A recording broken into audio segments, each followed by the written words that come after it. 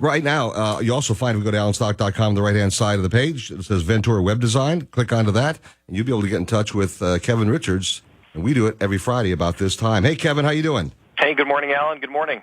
Welcome, and good to have you with us. So let's get right into it. There's a lot of discussion lately about Gmail. We've been told that Gmail, it's not so private as people thought it was. Is that the case? Yeah, that is the case. The way Gmail works is obviously designed to generate revenue for Google. Okay. And the way it does that is it scans your email. It's a computer algorithm, and it looks at the content of the emails that you're receiving. Really? It does. And then based on that content, just the same way as it does with a search, it then displays ads to you that it thinks would be valuable to you. Well, who's actually reading the email? Well, that's kind of the concern, right? The people who are against this believe that people at Google are actually reading the emails. I don't believe that to be the case, although certainly I believe that they have the ability to do it. There's been a Google engineer that was fired back in 2010 for actually going in and reading the email and accessing the contacts of certain Gmail users. So the technology certainly is there for Google to get in there and do that. But the reality is most people at Google, I assume, are good, and the technology is what's actually reading the emails, not people. Wow. But it's there for people to access it if they want to, like this one person did. That's true. It was an engineer, and he was a self-described hacker, and he wanted to impress some people, and so he hopped into those people's accounts and got information about them and basically impressed them with his knowledge. So he's no longer a Google employee. Yeah, so what do you do if you want to prevent that from happening? I guess use another email system. I don't know. Is there anything you can do? Well, that's what people are saying right now is that there's really no alternatives to even Gmail. I mean, there certainly are alternatives, but the privacy is an issue everywhere you go. Whatever you put on the Internet, as you've said countless times, is out there for quite a few people to see permanently. And if there's a government, a court order, obviously your content that's been typed in Gmail is open to that court order. But no matter what system you use, there's somebody who can actually log in and see what you've done. You're kidding. Do other systems do the same thing? In other words, read and scan all the emails so they can start sending you these ads? There's others that want to, but Gmail is the number one that everybody pays attention to. And it's interesting. The former CEO of Google, Eric Schmidt, he said that Google's policy is to get right up to the creepy line and not cross it. That's their way of being very edgy and making sure that they're constantly coming up with new ways to innovate and use technology to help people. And it's always done under the goal of helping people, making their lives easier. But some people certainly feel like that is taking advantage of their privacy. It is. I mean, that's a no-brainer. It is. If I want an ad, I'll seek an ad out. Or, oh man, I'm telling you, it's amazing. So any system you use can have the potential of doing this. I mean, whether I'm on the cable system, or it doesn't matter. They all have the potential of doing this. Well, that's where we're going as a society. We're going in the direction of personalizing results for you, and the goal is to show you ads that make sense for you. I mean, if you hear ads that have nothing to do with any of your interests, it's just a waste of money for the advertiser, and it's a waste of your time. And if you remember that you don't pay for the use of Gmail, it's a free service, so you have to realize that Google has to make money somewhere. And a good way of remembering it is that if you're not paying for the content that you're receiving and using, you might be the actual content that is being sold. Oh, all right. Now, why is Google always in the news for privacy issues?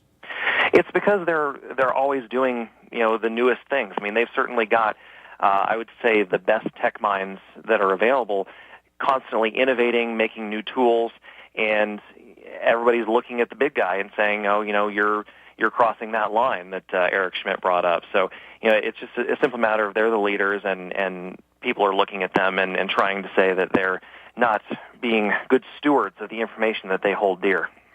All right. Let me shift over here real quickly. I want to talk about Facebook for a few minutes, too. There's been another study that's come out that shows that more time spent on Facebook leads to unhappiness. What's that about? Yeah, it was a study of 82 individuals, and what they did is... 82 individuals? Okay.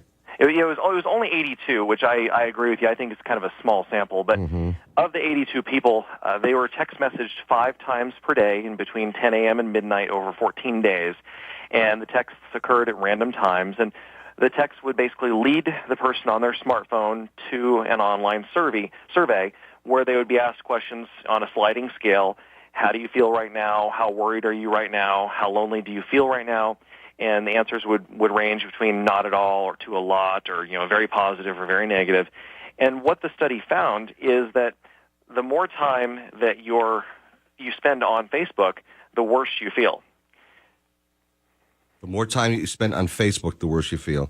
There was a study that came out the other day, I mentioned a few moments ago, by the way, that showed that people who are shopaholics, they like to shop a lot, they're more depressed, and they're not as happy or something like that. It doesn't lift their spirits or whatever. It was crazy. It sounded to me like an anti-capitalist type of a study, but that's how I saw it. All right, and listen, stay with me. I want to talk a little bit about Facebook for businesses. I know a lot of people I know very close to me, want to use Facebook to enhance their business. So I want to talk about that in a few minutes, how that can be done. And we'll continue in just a moment with Kevin Richards with Ventura Web Design and talk about Facebook for businesses. So businesses, pay big attention to this. A lot of good information coming your way. Right now, joining us in the KDON Live Line is Kevin Richards, Ventura Web Design, which also you can find the link at allenstock.com.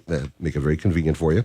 All right, I appreciate you being with us. We've got a lot of time, so I want to get into this. The Facebook for businesses, I know that there are companies who try to use it for business, because I see the threads all the time, and people are advertising various things, but how do you go about showing up in news feeds and the news that's delivered right from Facebook? How do you do that if you're a business? Well, you've got to realize that Facebook is the best way for small businesses to really get their brand in front of their customers. People will like your business if they currently do business with you, and then that like gets shared to their friends and family. So you're getting the word-of-mouth advertising on a regular basis. So one of the tricks to showing up in newsfeed is making sure that the posts on your Facebook are relevant to those people who like you, and of course that will make it relevant to their friends as well. You want to have content that interests them. If you take a minute to think about the reasons why people are on Facebook, it's to be entertained, it's to catch up with friends and family, and it's to follow businesses and brands that they care about, to either learn about new products or to receive discounts on current products. So you've got to provide to them what they're looking for. Another good way you can do that is to provide some exclusivity to your Facebook fans. Give them a discount. Say, hey, this is a Facebook-only discount. Print this and bring it in, or show us your smartphone, and we'll give you a discount when you come in. And then when they come into your business, make absolutely sure they do what's called checking in. Make sure the world can know that they're at your business. That is another huge indicator that they. How do you do that? How do you do that? When they're at your business, they pull out their smartphone, they go to your page on Facebook, and there's a button that says, I was here. You can check it in, and then everybody knows that they're there. Now, let's say you're not a retail store. Let's say you're a realtor or something like that. How do you post something that's relevant to people on Facebook? Well, you've got to be interesting, and you need to find unique and creative ways of entertaining and informing your base. So what you'll do is, as a realtor, and you can say, take a look at the percentage growth that we've had in the Las Vegas markets.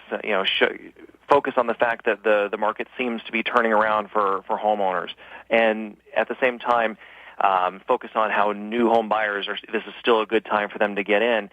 Post pictures of some really unique, good-looking homes. Post your listings on your own Facebook business page. There's a lot of different ways that you can get that information out there. The other thing you can do, the real neat thing about Facebook, is that they have tons of information about their users. I would argue even more than Google does. And what you can do is, as the realtors, you can say, well, this home in this particular neighborhood, I believe, appeals most likely to people of this age group and this set of interests. So you can find that age group and that set of interests, and then push your ads directly to them in their Facebook feed. That's part of Facebook's advertising strategy. Wait, so you can actually go to a certain demographic? You can go to a demographic, you can go to age group, you can go to males or females, you can go to things that they like. You can go to places that they currently live. You can really break it down quite a bit. Wow, incredible stuff.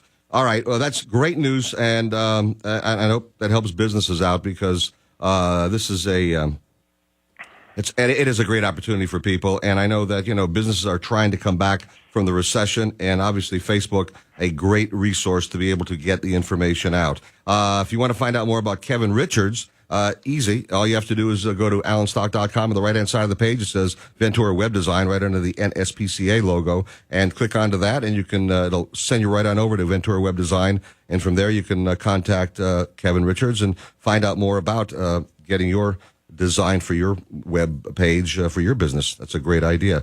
Kevin, I want to thank you for being with us this morning. I appreciate it, and we'll do it again next Friday.